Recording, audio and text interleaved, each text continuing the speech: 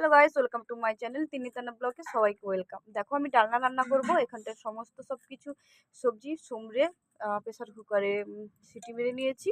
আর এখানটায় ধনেপাতা কাঁচা লঙ্কা দিয়েছি, আজকে যেহেতু নিরামিষ হবে। আর এইটা হলো টমেটো আর আদা বাটা। এবার শুরু করি রান্নাটা। দেখুন আমি তেল দিয়ে দিচ্ছি।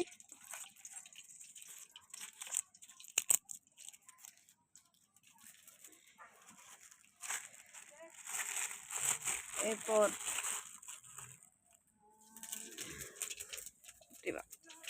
পাঁচ ফোড়ন দিয়ে দেবো। সমস্ত সব কিছু দিয়ে আমি এবার নাড়ছি। এখানটা দিয়েছি ধনেপাতা কাঁচা লঙ্কা টমেটো। আমি পুরোটাই দেখাতে পারছি না, কারণ আমি একা একা ক্যামেরা ধরে রান্না করছি। এরপরে দিয়ে দেব এই ডালটা। দেখো ডালনাটা ফুটছে, এবার আমি নামিয়ে নেব। দেখুন বন্ধুরা, ডালনাটা পুরোপুরি কমপ্লিট করে নিয়েছি। দেখুন এই মাত্র নামালাম। এবার জিরে গুঁড়োটা উপরে ছড়িয়ে দেব। এবার আমার রান্না কমপ্লিট। ভয়েসটা আসতে এসেছে।